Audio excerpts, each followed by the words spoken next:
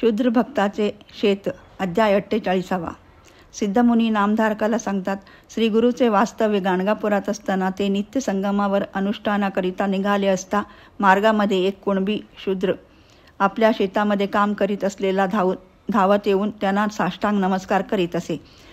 पुन्हा मध्यान्हकाळीही ते मठाकडे परत निघाले असता त्यांना नमस्कार करण्याला तो चुकत नसे.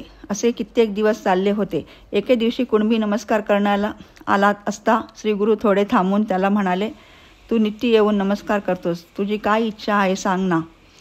त्याने उत्तर केले, महाराज, आपल्याला नित्य नमस्कार केल्यामुळे माझ्या शेतात पीक उत्तम आले आहे. जोंधळ्याला लवकरच पोट येईल.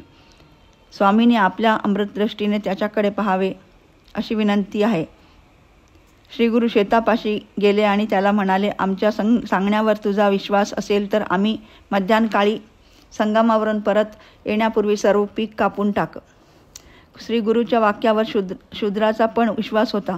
तो सरळ चावडीत गेला आणि अधिकाऱ्यांना वचनपत्र लिहून दिले की यंदा मी गतवर्षीच्या दुप्पट धान्य देतो. शेत मला खंडून द्या. हो नाही करता न करता त्यांनी ते मान्य केले. पीक कापण्याकरिता लोक गोळा केले. पीक कापू लागता श्रीपुत्र आडवे आले. ते म्हणू लागले, काय वेडा बीड तर तुला लागले नाही ना. तो ऐकत नाही. आडवे येणाऱ्याला दगड मारतो असे पाहून त्यांनी ग्रामाधिकाऱ्याकडे कागाळी नेली. पण ते म्हणाले, कापीना का, आम्हाला त्याने वचनपत्र लिहून दिले आहे. पीक नाही आले तर आम्ही त्याच्या पेवावतले धान्य वसूल करून घेऊ. आम्हाला त्याचे पेव माहीत आहे. असे चालले आहे. तोपर्यंत त्याने सर्व पीक कापून काढून श्री गुरुनाथाची वाट पाहत तो बांधावर उभा राहिला. श्री गुरुंना नमस्कार करून त्याने शेत दाखविले. तेव्हा ते म्हणाले, अरे रे, व्यर्थ कापलेस. मी तुला थट्टेने सांगितले, पण तू ते खरेच केलेस की.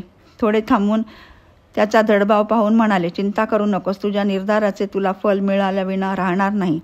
तो घरी गेला तेव्हा त्याच्या स्त्रीपुत्रांनी रडून आकांत केला होता. त्याने त्याची समजूत घातली. तो म्हणाला, आमचे श्रीगुरु म्हणजे शिवस्वरूप आहेत. त्यांची कृपा असल्यावर आम्हाला काय कमी पडणार आहे. विश्वास ठेवून गप्प बसा, पुढे काहीतरी होणार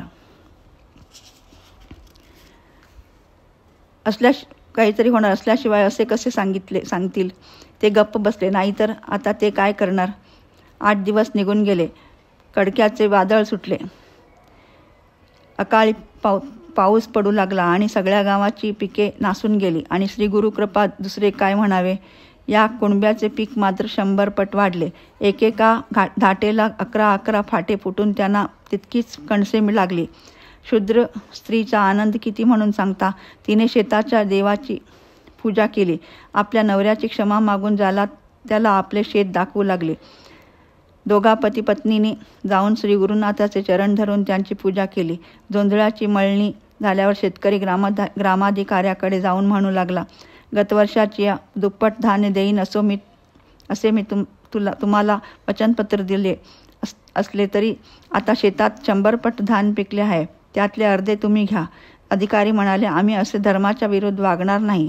नियमाप्रमाणेच घेऊ. तुझ्यावर श्री गुरुकृपा झाली आहे. बाकीचे धान्य घरी नेऊन चुकात राहा. कुणब्याने त्यापैकी पुष्कळ दानधर्म करून वाटून टाकले. सिद्धमुनी सांगतात, दृढभक्ती असे जासी, दैन्य कसे तया घरी. अध्याय 48 समाप्त. श्री गुरु दत्तात्रेयार्पणमस्तु. शुभम भवतु.